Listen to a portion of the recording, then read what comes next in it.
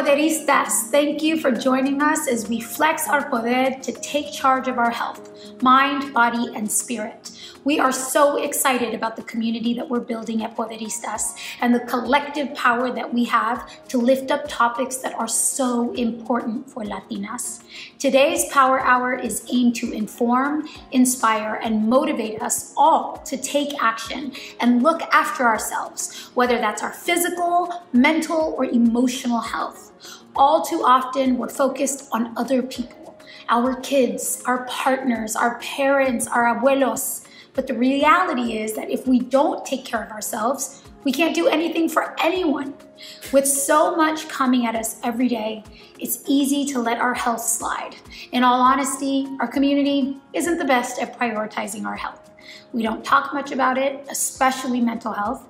And when we do, it's often met with a lack of access to care or doctors who don't exactly understand our cultural sensibilities.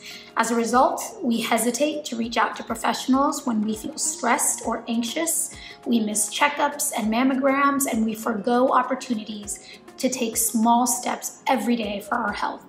This is precisely why we at Poderistas believe it's important to shine a bright light on the subject of our salud and the power we have to change it, and commit to taking better care of ourselves inside and out. Today, you're going to meet Latinas with unique experiences and stories to tell about salud y poder. We're hoping that by giving them and you a platform to share your thoughts, ideas, and concerns, we can take steps towards improving the health of our communities and, most importantly, ourselves. Poderistas, we don't have to tell you that your salud is paramount. Nothing else works without it. We hope you leave today armed and inspired with tips, tricks, and tools you can use to kickstart your path to salud. Now let's use our poder to take charge of our health. I hope you enjoy today's conversation. Hola, hermanas and fellow poderistas. I'm Robin Moreno, author of Get Rooted, and I am so excited to be here today at our Poder Power Hour. It is all about health and healing. And I'm really honored to be in Plática with someone that I'm just getting to know, but I've heard about her work. Other chingonas have stood up on social media and said, you have to get this book, The Painless Fairy.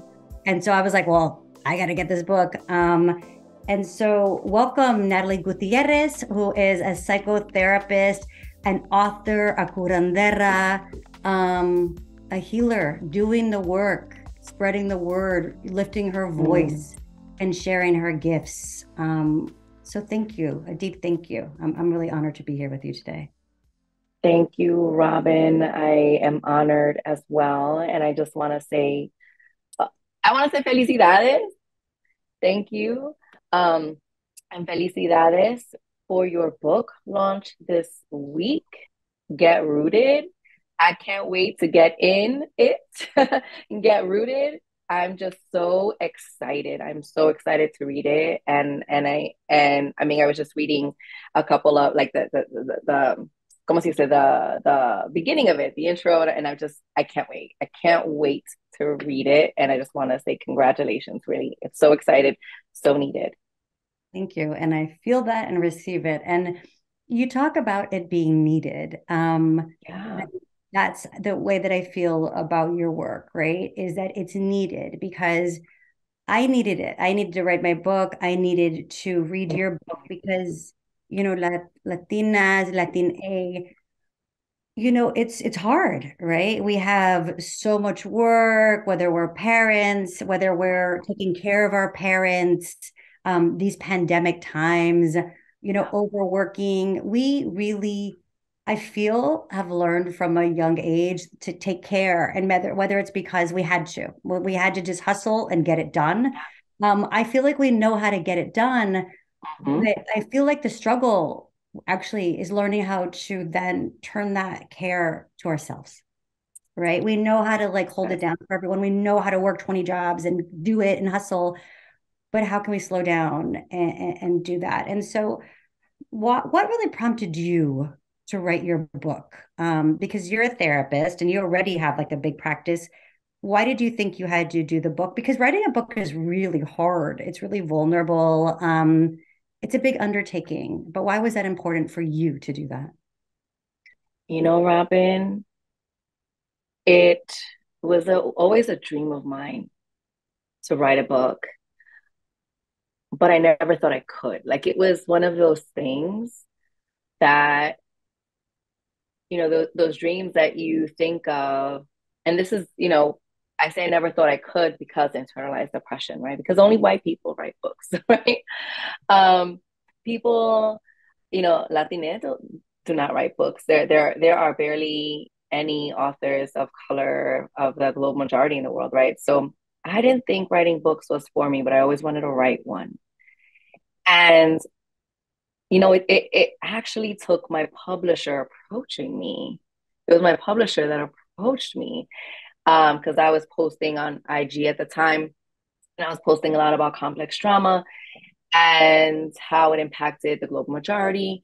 And they approached me and they said, "Hey, we're looking for someone that that can write about complex trauma. Are you open to doing that?" And I was like, "Oh my God." Could this what? Like me? um, and so I say yes, right? And then I just put like everything I knew together about complex trauma, but then my acquisitions editor at the time was like, Natalie, and I don't know, for me it was like ancestors speaking through her, my spirit team working with her. And she said, I want you to write a book from the heart, right? Not just like a general like psych book, whatever. I want you to write a book from the heart. What is your heart book, right? What is your soul book? And I said, well, it's not just complex trauma. It's complex trauma and really how it relates to the lived experiences of the global majority. That's the book that I want to write. That's the book that I want to write from my heart. That's my soul work right there. This is the people, the communities that I've dedicated my life to, that I'm a part of.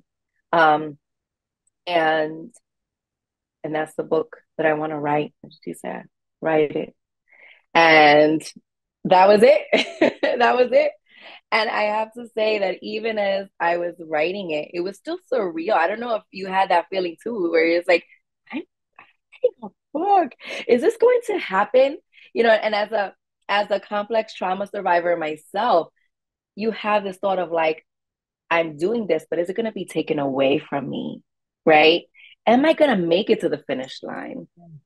Are they going to scrap my book? Right? And so there's that. Yeah, there was that. I lived with that fear also in the background, that voice of like, are they going to just see this whole thing? Is this too radical? Is too much of a radical book?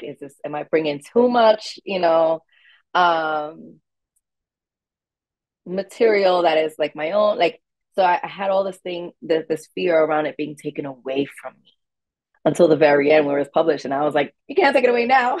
It's already out there. But No, there's I have that it. fear. It's real. It's real. I have it. We're not taking it away. Don't take away my book.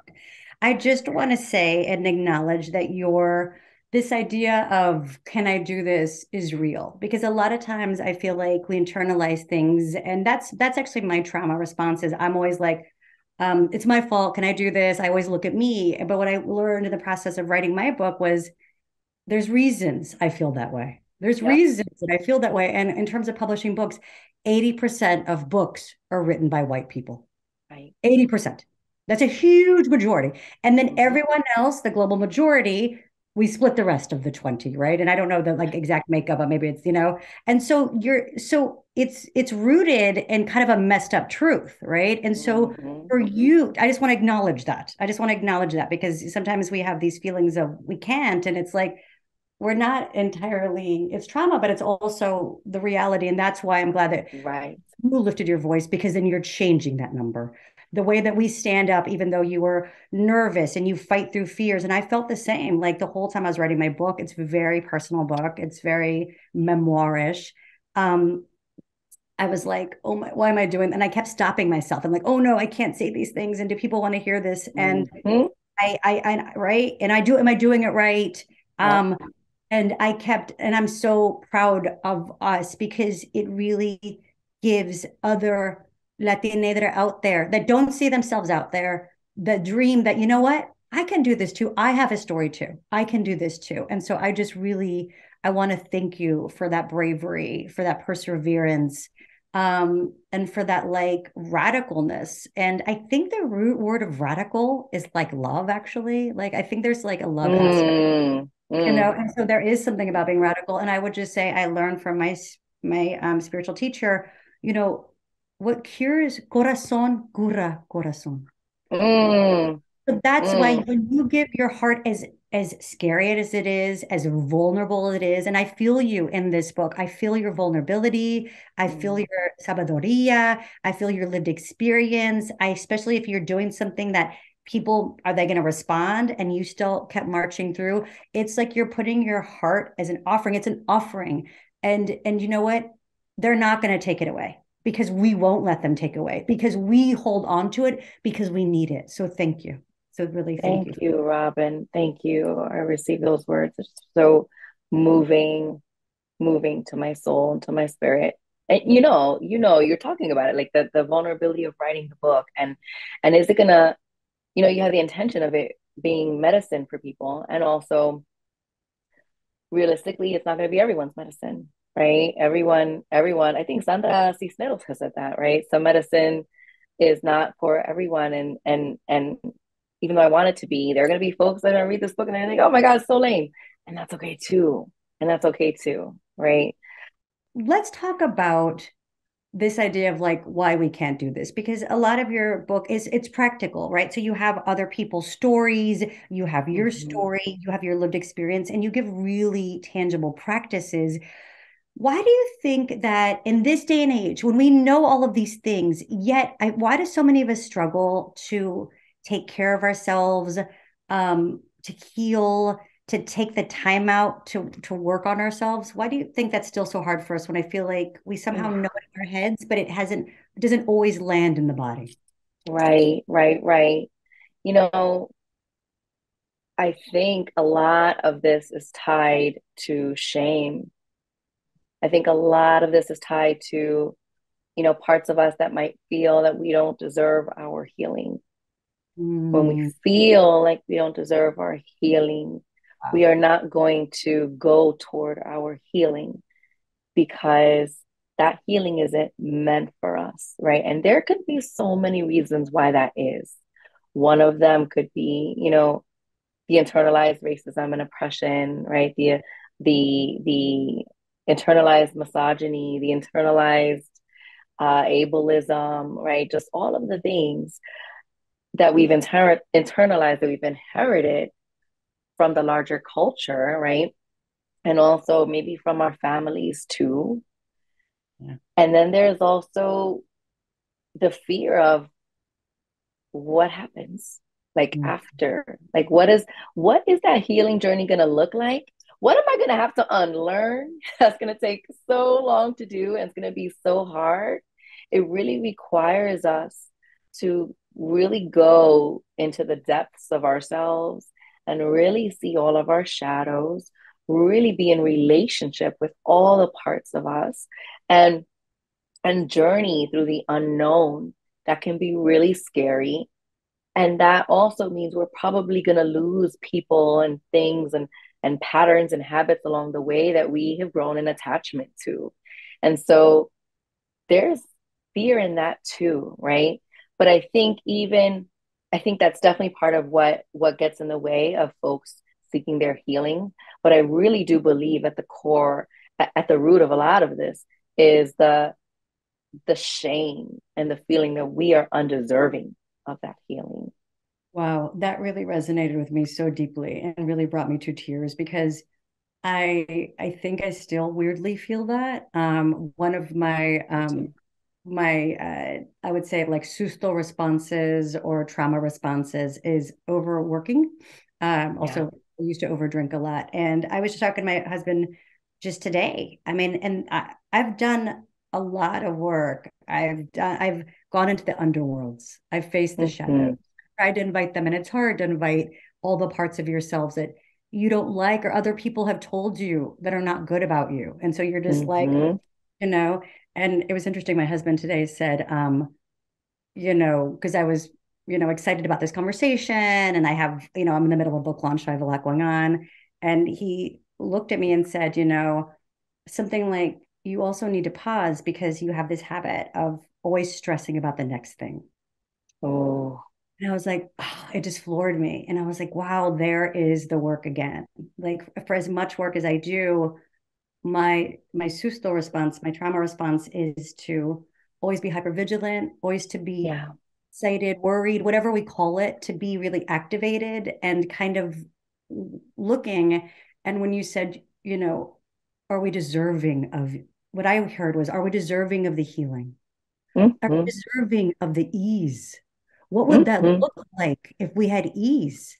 If Right. we had space? If we had calm in the body? Like that's the new frontier. That's sort of that's when I rub against discomfort because I'm like, hold on, wait, where is the fire? Someone's going to hurt me. What's going to happen? And when I kind of try to calm the body, that's my work. And so thank you for pointing that out because what I'm the deserving, and that's when, and I'm sure so many can relate, that's when I get activated. And even if I have to fake it till I make it, I'm walking towards it and saying, no, we do deserve it. We do deserve it. I'm not listening to the externals or the internals that have been, seeped into us. And so thank you for that because Yeah. that's huge. That is a really deep, profound barrier that we need to be aware of. So thank you for pointing that out. Yeah.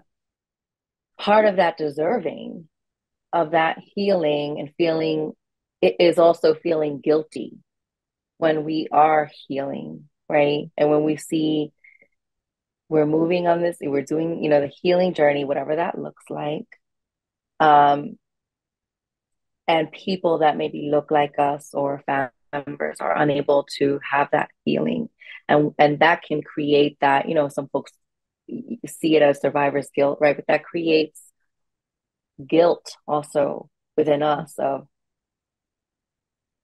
I'm healing, but my family doesn't get to heal. My caregivers, my parents don't get to heal. I mean, my mom, whatever. These folks don't get to heal. My community doesn't get to heal. And there's also that guilt that can also be attached to healing. So it's like unintentionally and unconsciously choosing, even though it's not a choice, right? To say I can't do that. Like I can't do that. That healing is also not for me because it hasn't been for my people.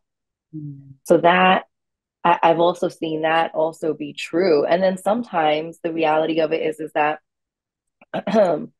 when you are on a healing journey and other folks are not journeying or traveling along with you, there's that fear of like loss of connection, right? There's the fear of like even loss of identity when you know yourself to be a certain way your whole life and journeying into the depths and knowing about your shadows and all of you start to realize, oh my gosh, some of these things that I thought were my personality are actually trauma responses. then It's then it's that like, thing but then where who am I? it's that trauma that we pass off as culture. You know what I mean? Right. We think like, oh yes, like definitely that's, it's trauma passed off as culture. Thank you for saying that. I definitely experienced that. And I think so many of us can. I I want, and that just strikes really close to home for me. I have a lot of substance use disorder in my family, mental health issues, incarceration issues. Or not that it's an issue, but and I remember specifically being like invited to the White House the same day that, maybe I put money on someone that I love's commissary card while they were incarcerated.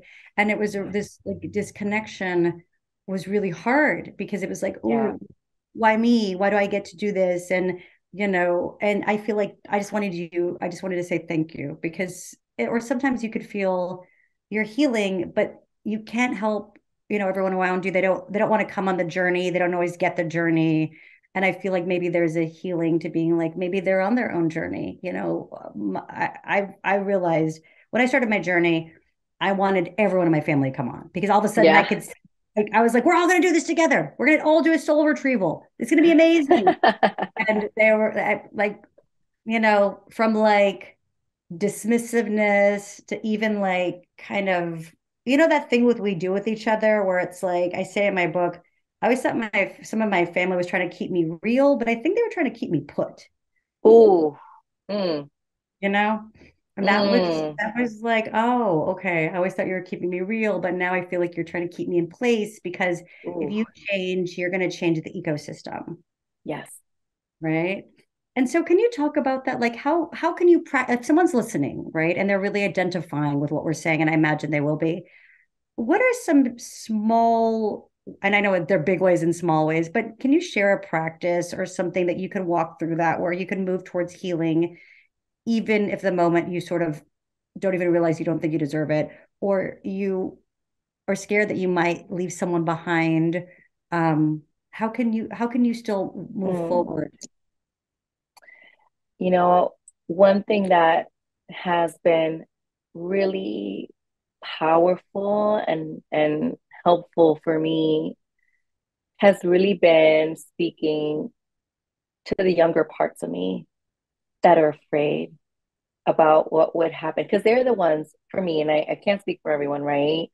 But for in my inner world, it's the little me's that are carrying the little Natalie's that are carrying this burden of responsibility Mm, for my parents, for, you know, my family.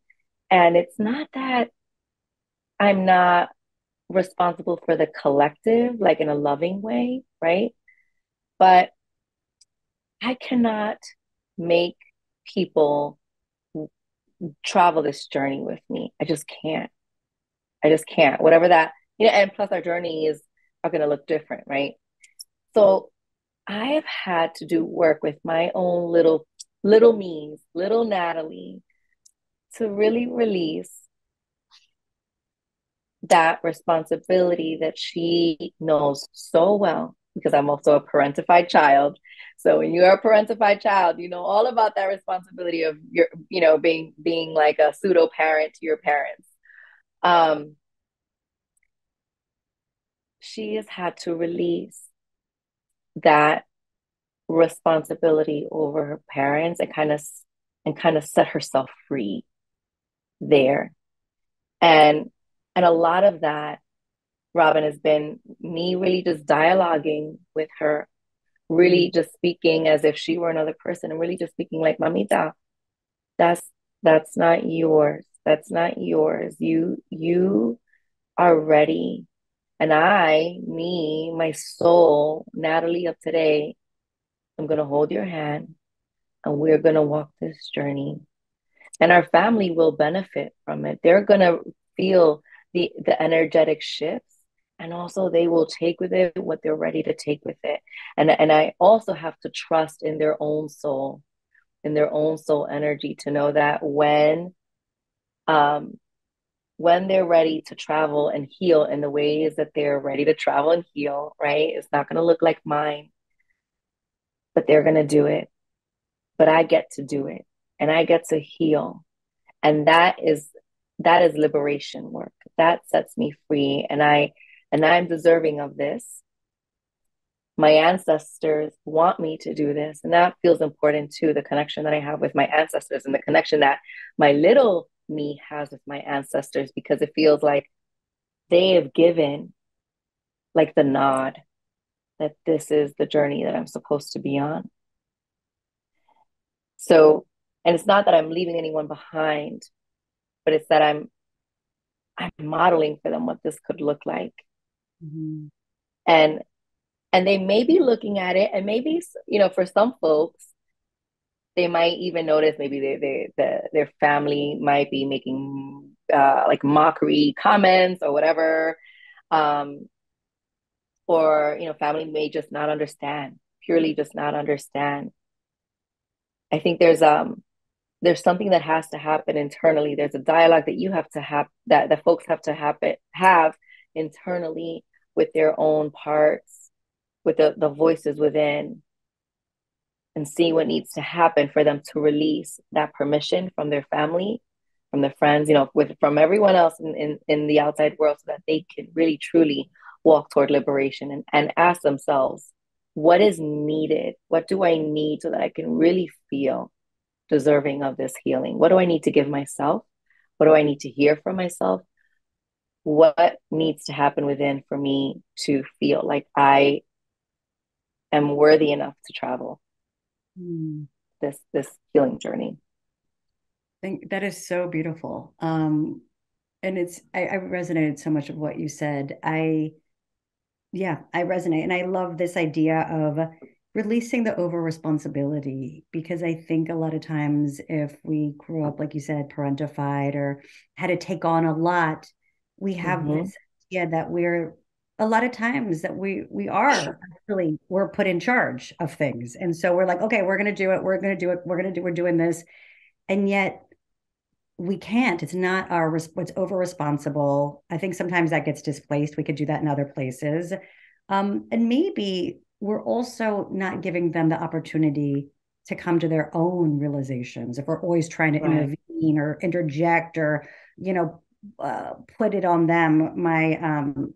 And my spiritual teacher said something similar too. She was like, in a process that I went to was like what we would call a soul retrieval, where I lost pieces of Mm-hmm. my soul. And so I had to go journey and sort of get these back. And this could look like similar to what you're talking about turning around and facing and looking back at your life and said, I left myself there. Maybe I had to leave myself there because that's just what society deemed. I couldn't bring all myself. They didn't Right. want all of that. I wasn't allowed to bring myself. So I had to go back and accept myself. But what I understood is you can't retrieve someone else's soul. It's not Ooh, yours. It's not yours to retrieve. And so allowing them their journey is actually a generosity because you're giving them the opportunity instead of like imposing your will. It's like recognizing, my teacher always says, quédate con lo tuyo, stay with yours. yeah. I Stay love with that. stay with yours because they have theirs, but I really appreciate that. Yeah. And I love the little talking to the little self because I do think, and maybe not everyone agrees, but it definitely resonates where I think a lot of who we're shaped happens when we're young, whether it's whatever that time frame is, it could be in the tweens, young age. And so do you have any practices specifically for inviting that young or dialoguing? How does that look like for you? Like, do you have a picture? I only say that because I actually have like a picture of myself that I keep like Yes. pretty close, just so I'm like Oh, checking in. Robin, I love that. I love it. Too sweet, right? Oh, It reminds me to be tender with myself because yeah. I can be harsh on myself. And so it reminds me to keep tender. But I just wanted to talk about practices because you have so many. Is there a practice that you'd like to share? You know, I love that question, Robin.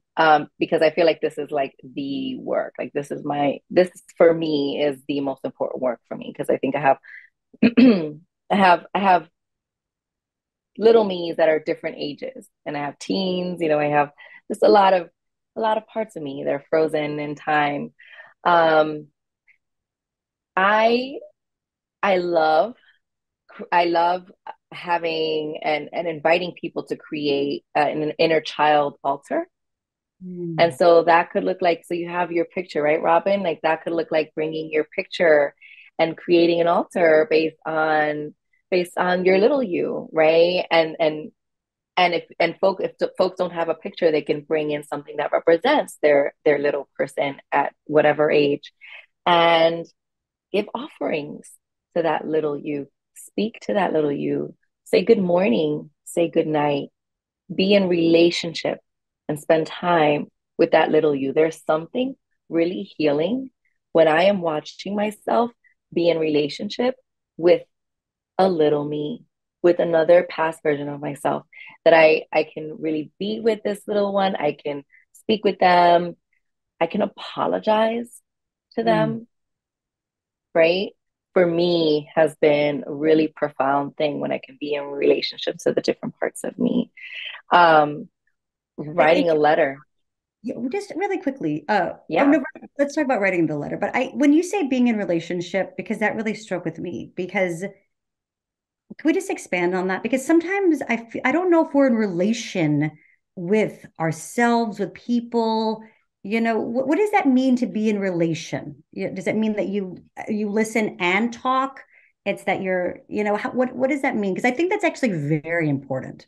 I think it's both, right? It's listen and talk. It's however you feel like you can connect and Mhm. create a deep connection with, with anyone, right? With anyone, but also with the different parts of you.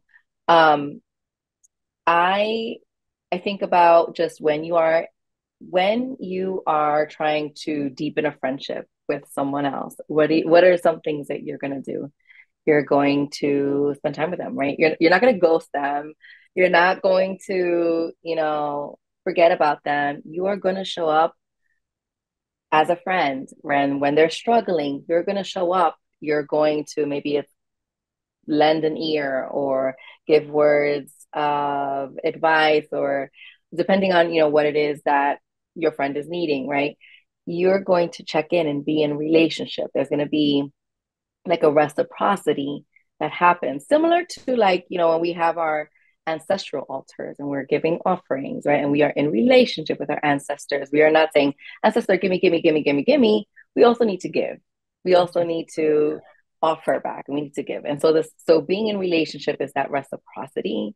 It's really maintaining that connection. And so how do we do that with our own inner world? How do we do that with the various different parts of ourselves, especially the parts of ourselves that we've wanted to shun for like a long time? That the part that the world has made us hate about ourselves, right? And you kind of just mentioned that before. You've left, pieces of your soul in different places because that needed to happen in order for you to survive. And so, how do we go in and say, I want to be, little me, right? Inner child, inner teen, inner tween, all of the ages, because I believe we're all different ages inside. And so, how do we go in and say, oh, there's my 7-year-old me. My 7-year-old me is activated. And I'll say an example. My 7-year-old me, she's like one of the most activated. Um, she comes in and she's like feels the closest to my children. I have two children, ages 8 and 6, and she's very activated in things surrounding things around school, because she got in trouble around 7 in school because she was, dissociating a lot in class, because there were bad things that were happening to her, and I talk about that in my book. Mhm. And I was getting in trouble for that, but nobody bothered to ask why I wasn't paying attention. Nobody bothered to ask what I was holding at 7 years old, what I was seeing happen at 7 years old. And that was a lot. And so I was surviving in class by dissociating. I was doing my own thing and I got in trouble a lot. And so she comes up if one of my children get in trouble in school, and she becomes really activated. So I have to do my work Mhm. with her, so I can, before I show up for my son, I have to do my work with her to really just see what's happening, mommy. Like, what is happening? this What's happening? Yes, this is reminding you when you were in the second grade. Oh my gosh, tell me more about that. And remember that I'm here and I can keep us safe, right? I'm that secure attachment figure that I didn't have back then. Mm. I'm here. I can keep you safe. And eventually there's a softening, because Yeah. I've developed a relationship with my inner 7-year-old, that there's trust there, that I trust that I can keep myself safe, and therefore I can also advocate for my son. I can also keep my son safe as well, right? If that makes sense. So being in relationship helps me to also soften. It helps me to understand. It brings clarity about what I'm feeling when I'm feeling it, and then it also helps me to speak up about maybe anything that needs to be spoken up for, if that makes sense. No, it does. And I love this idea of the self-trust because I think that's so important. Because I think sometimes you don't trust yourself, right? When there's things that you see Mm-hmm. that don't make sense and you don't understand, and no one tells you why this is happening. So you start to like not trust. Everything is sort of distorted. And what I'm Mm-hmm. hearing, and that's such an impetus for the healing. I'm so glad that you mentioned your children. I have two children too that are 8 and 10. And Mm-hmm. similarly, that's such that was such an inspiration for me to try to turn around and do the work that can be hard, and to bring back the parts that I didn't like, and accept all the parts of myself, because you want to, that's healing, right? Is Mm. accepting all of you, is loving every piece of you. Nothing gets left off the table, which I think is so important. You touched a little bit or a lot on ancestors. You talk a lot about ancestors. And the part of this conversation is actually finding our own poder, right? Like, how do we find Mhm. the poder to heal? So can you tell me about your connections to the ancestors and how that gives you the power, and the voice and the softening, to do this Mhm. work? Ooh. I am noticing my eyes well up as you're asking that, Robin, because truth be told, for a long time, I was taught to avoid my ancestors. Mm. I I didn't have a model to, to ask, and I really have an elder to ask about how to connect with ancestors because it just wasn't a thing. I think, so much of my family has internalized a lot of the message from colonialism and colonial trauma around things being like the devil's work and yeah. So it was a thing, and I come from a family of curanderas. My great grandma in Puerto Rico and Borican was known for having healing hands, and folks would come to her when she was sick. Sorry, when they were sick. That was a gift that has been passed on, and so many of my aunts have it. And my grandma, who's transitioned into the ancestral world, has also had it, but then was too afraid to embody it. So it really started, Robin, several years ago when really I just kept feeling called.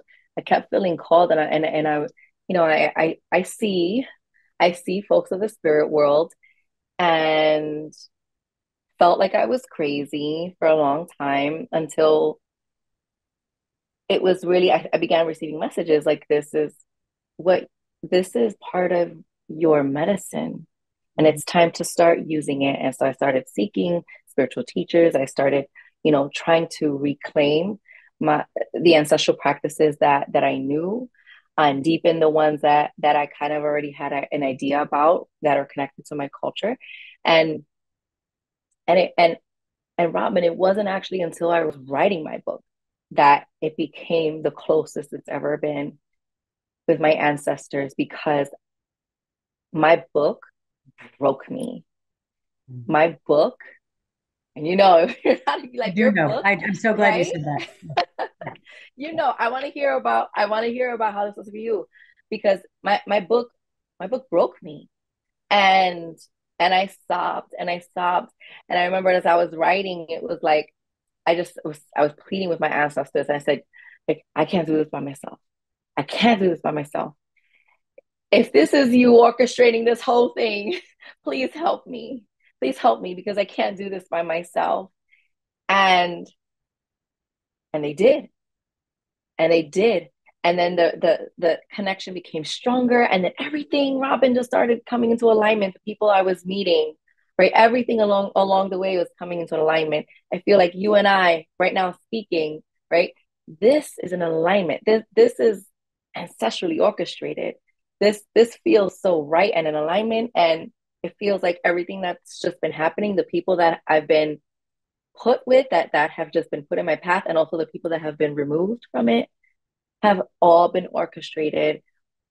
And I've just been really learning how to surrender and open, um, and trust, right, for myself, but also for them and my spirit team to guide me. But it really started strengthening when I was writing this book. I'm curious to hear how it was for you.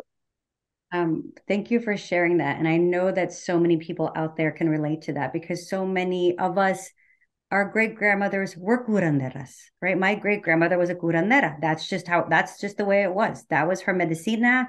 And I was lucky enough to get to know her. But then it was broken. It was broken in those generations because we had to fit in, and Mm-hmm. we stopped speaking Spanish. We started dropping, I always like my metaphor is like we started throwing things like in the river. Like, what did we have to lose to be accepted, right? What did we have to get rid of? It was like names and culture and language and medicina and recipes. And at what point is it too much? Like, have we given away too much? It's too much now. It's like too much. And so I felt really called like you, but I'm so glad that you said that, because so many of us, I know that we're activating when you're talking. I feel it in my body because it's the medicina is in our bones. It's in our blood. It's like we don't have to go find it. We just have to accept it. Mm-hmm.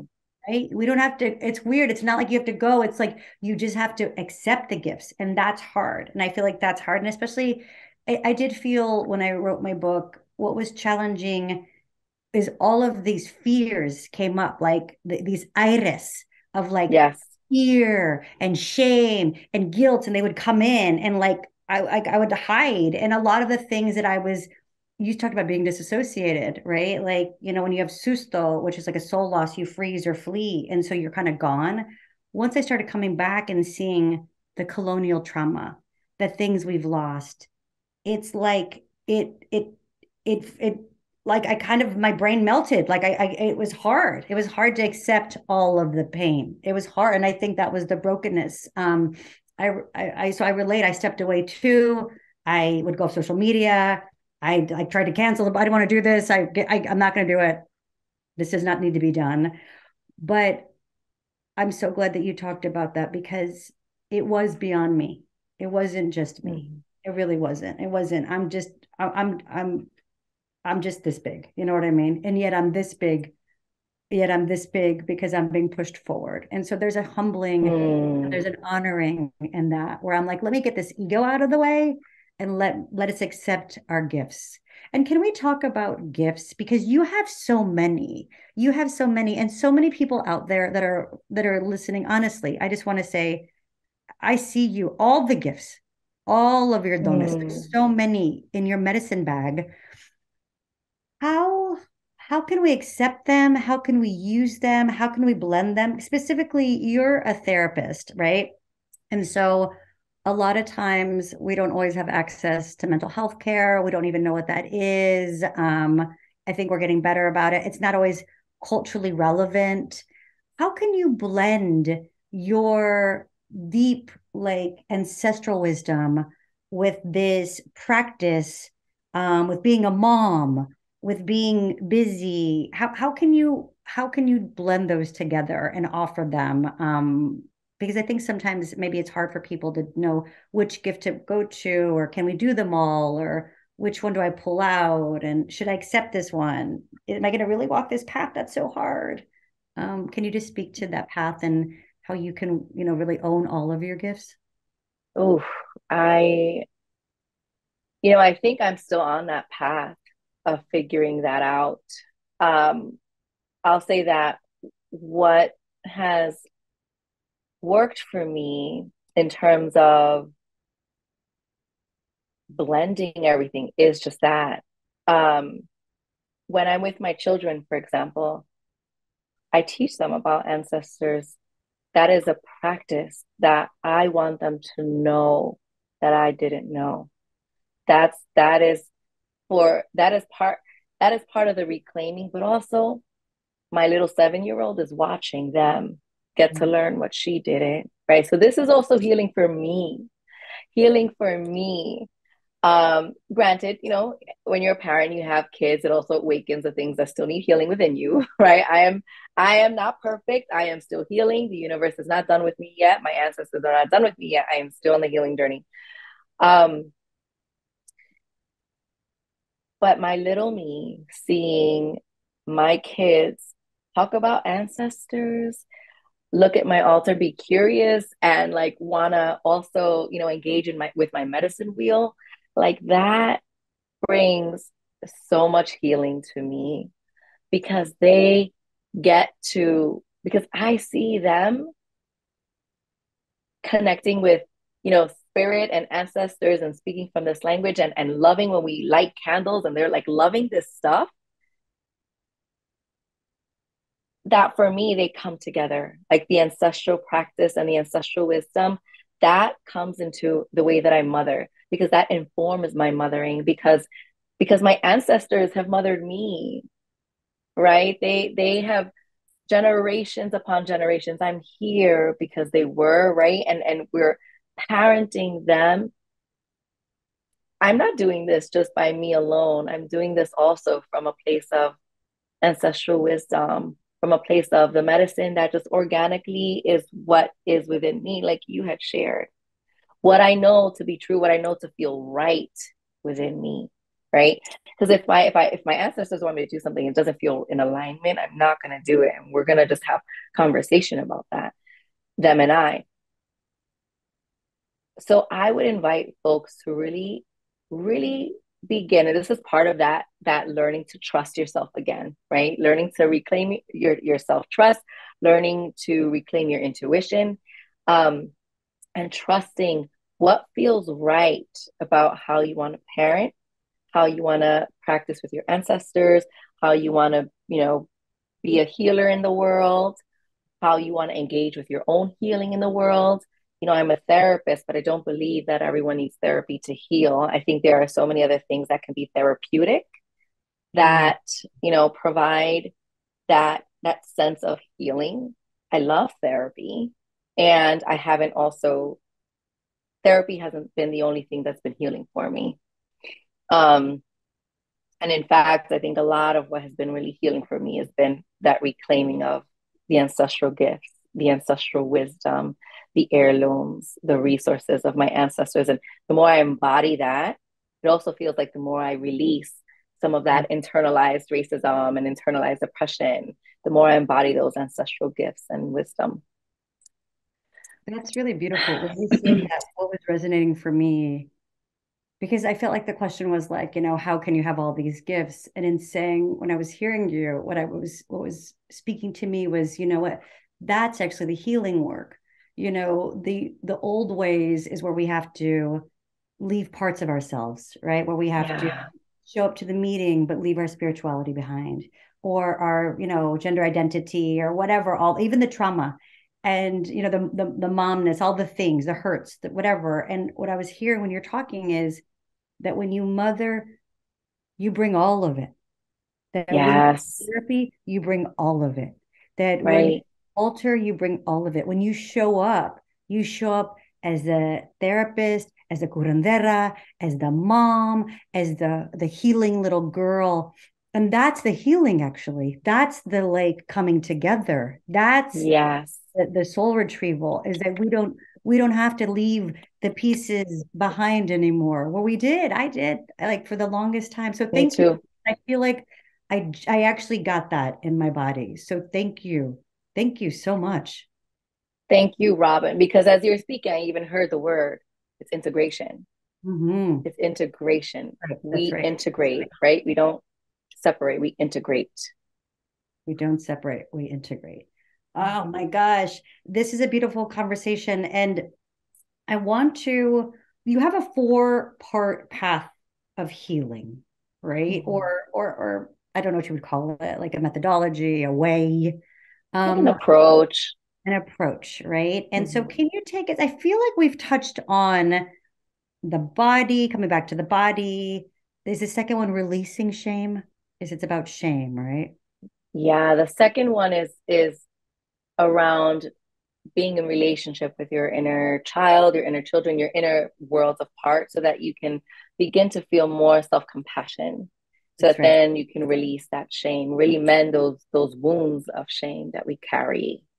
I love that. Okay, so if it's come back to the body, and tell me if I'm getting this Hmm. right. But I, You I think got it's it. important because it's tangible. So for people out there, um, and your book is so accessible, The Pain We Carry, everyone, go grab it. But it was right, come back to, and I really relate to that because when we're disassociating, we're having like susto, when we're having anxiety, it's here or here. And so it's like Yeah. the intuition lives in the body. The second is the self-compassion, the talking. You talked about writing a letter to your little kid, about making your altar to your child.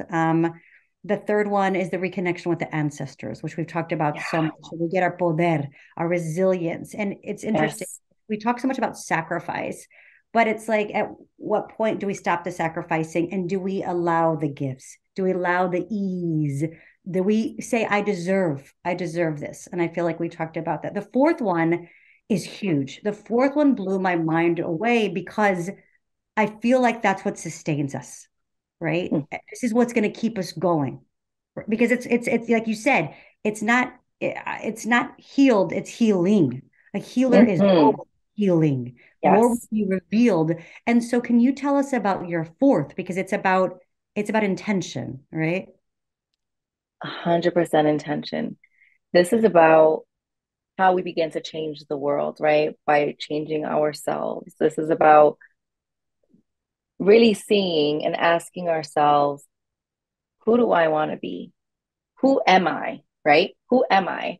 When I have not internalized these burdens, when I'm not carrying these burdens, who am I underneath it all, right? Who am I integrated? Who am I? And really being intentional about how you want to live your fullest self most authentically in the world, in a world that has tried to shrink you, in a world that has tried to disappear you, in a world that has tried to disappear your ancestors. Who are you in that reclaiming journey and holding on to yourself as we continue to navigate racist and oppressive systems, that you continue to embody your power and your authenticity through all of it, and really checking in with yourself. It requires, also you holding yourself accountable, right? Because we also hurt each other. So how do we begin to, or how do we continue to, knowing everything we know around the body, around the spirit, around having ancestral connection as well? Now, how do we go on and integrate all of it and continue to be the person that we want to be when the world is not who we want it to be? How do we want to be? Who are we? And how do we live fully authentically through that lens? How do we embody ourselves fully? That is that real, true, genuine healing liberation work. That is beautiful. That is so beautiful. One of my I felt that one of my spiritual teachers says that susto, right? Trauma can make you shrink, right? And so what I'm hearing is that as we walk this path, right, we're not perfect. It's not about perfection, right? No. We hold ourselves accountable. Yet we grow, we take up space and we grow because our intentions, like you said, is who are we and who do we get to be without all of this trauma and racism and falsehoods that's been imposed on us? What's the freedom? And that's the liberation you're talking about, and that's the intentionality. And I want to close about talking about collective healing, because this path is one we do together. Healing is done Mm-hmm. in the collective, right? Yes. That is this, it's the not so secret, that is it, Yeah. right? Yeah. Is that we do it together. I can't do this alone. Right. Isolation makes me shrink, you know? It's this conversation is what is really like feeding me. So can Me we too. talk about thank you, is the importance of community and healing in the collective and what we can do to stay connected? I'm so glad that we're having this plática, but can we talk about that? Me too. I am so glad, Robin. Like, even just us doing this right now, like you said, right? Like, I think so much of trauma, like your spirit teacher said, your spiritual teacher, it's shrinking, it is constriction. How do we expand what is needed for expansion? We cannot do this by ourselves. We can certainly do some introspection by ourselves, but that's not, there's no period behind that. There's a semicolon. We need to continue to heal. And the rest of the healing happens in community, because that's also where we are wounded. Where we are wounded, I forgot, was it Rumi that said that quote, the wound is where the light enters, I think right? so. I think so. And that is spot on. So we really need each other to heal. We need each other to heal. That is where our power exists as a collective, right? Where we can really merge our power, integrate our power together. So so community is really important. I think for so many reasons, right? For so many reasons. But I think, I say that, and then also, and, you know, people have been talking about it more. People have been talking about the importance of community, and it's important. I want us to continue to talk about it. I think part of also um, what it takes of being in community is also learning how to navigate conflict together, because everyone talks about community. A lot of folks talk about community, but then when we get together in community and we have hard, courageous conversations, right? Because we're all carrying wounds, and let's say there's a rupture, we immediately want to go and we want to cancel each other. We want to, like, you know, just abrasively move away from each other. And that is not the way. That is just not the way, right? If we are incorporating more restorative justice practices in our community, when we are really seeing each other for all that we are, which is, you know, people that are carrying wounds, but we're magic inside. If we can really see ourselves from there and love each other through it, these are the kind of conversations and things that need to be happening in community, where we're not canceling each other out, where we're learning how to have conflict in healthy ways. And that has not been modeled to many of us. I can speak for myself. Healthy conflict has not been modeled to me. I've had to learn it and teach it, and I'm still growing. um, so that is part of what it also takes being in community. I think it's also gearing ourselves up for when we're also going to have conflict, and how do we lean into conflict without, you know, running away from each other, without avoiding it, without being mean and hurting one another. How do we really just lean in and try to love each other super hard, right? How do we love hard from a soul energy place? Because when we do that, oppressive systems have no power over us. They just don't, right? But when we're divided, yeah, they have all the power. They have all the power over us. So I don't know if that answers your question. Oh my Sorry goodness. for doing That it. was no, that was beautiful because it was honest. It's not about like, okay, community, yay, you know, we're in circle. It's all, you know, the reality, like you said. And I, you know, a lot of times we do, right? We're different, you know, we're all different, but we're all, I think fundamentally what I'm hearing is because we all have our wounds, as soon as someone like touches them, it's like, oh, I'm either going to shut down or I'm going to fight. Right. Yeah. And then what happens is we push each other away. But if we can move towards that discomfort, it's like you move, right? It's almost like instead of flee, we stay. Yeah. And instead of freeze, we feel, Yes. Right. right? And so it's like we Right. move against of like the trauma. We do the opposite of what we've of what we've been taught or learned. And that's where the connection is. And so that's I really felt that. I felt that so deeply. And I so hard and it's so uncomfortable because you want to, you know, you get into your habits. You want to like hide or Yeah.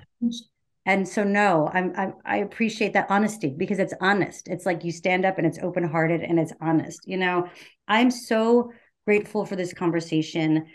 You know, I know that you cannot heal what you hide, right? You can't heal what you Mm. hide. And so you have really put yourself out there with your book. And me too. I'll throw mine in there. We put right, we've Yes. Yes. but also you can't help. You can't help if you're hiding. And so I think very much, you know, that this is an offering, right? These are offerings. And so I'm so grateful to you in a way that is wordless, honestly. It's Mm. from this heart sees that heart and it's really opened my heart and I feel like I've learned so much. I feel like different actually. So thank you for Poderistas for being in community, having these conversations, having these pláticas, and just thank you for your work. Where can people find you? Where can people find you? How can they follow you? How can we be in community and connection with you? Yeah, I'm mostly on Instagram, so I'll just give my IG handle because I have a TikTok, but folks can be bored there. I don't really do anything with it. I'm on Instagram. My IG handle is at Natalie Gutierrez LMFT, and then in my link tree there's some offerings if folks want to take a look, and an email list and all that good stuff. What about you, Robin? Okay, and buy this book. It's important. It's really important. It's important to show up. No, it is. It is because it just you're going to keep writing. You know, you just are, but it does show, publishers and people that, that there's an audience, right? And so it's very important. Just support. It's just support. So thank you. Buy this.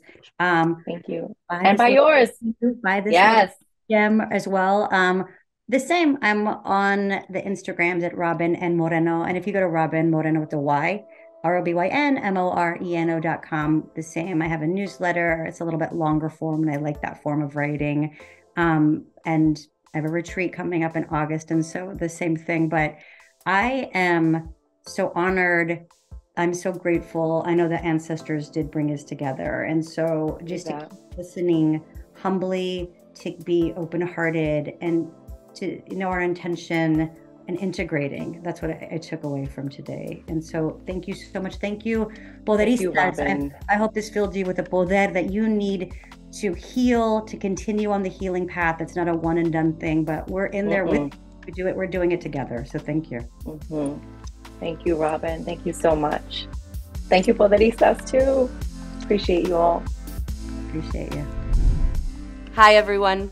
My name is Veronica Segovia Bedon, and I am the Senior Audience Manager for Hispanic Latino Strategy in the Office of Diversity, Equity, and Inclusion at AARP. AARP is the nation's largest nonprofit, nonpartisan organization dedicated to empowering people 50+ to choose how they live as they age. Like Poderistas, AARP is a strong advocate working to ensure that we have all the resources and opportunities to take care of ourselves. Making sure that we have a strong foundation for our mental health is essential in order for us to care for our loved ones. Studies show that mental well-being can impact our brain health as we age. Whether it's working to maintain an active lifestyle or learning new things, we must take steps toward our overall wellness each and every day. By tuning in today, you are already taking steps towards prioritizing your mental health.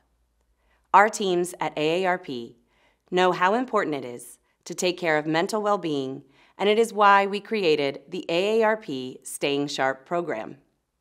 AARP Staying Sharp is an award-winning digital program that offers content about brain health, including fitness and health information. In celebration of Brain Health Awareness Month this June, AARP Staying Sharp members can take the cognitive assessment the entire month of June for free. This program provides users with tools and resources to take control of their brain health by following 6 key pillars: to be social, engage your brain, manage stress, exercise, get restorative sleep, and eat well. I encourage you all to visit stayingsharp.org/free to take advantage of the free resources AARP has to offer, like the Brain Health Assessment from AARP Staying Sharp. I hope you all enjoyed today's Power Hour, hosted by Poderistas, and are feeling empowered to practice self-care. Gracias.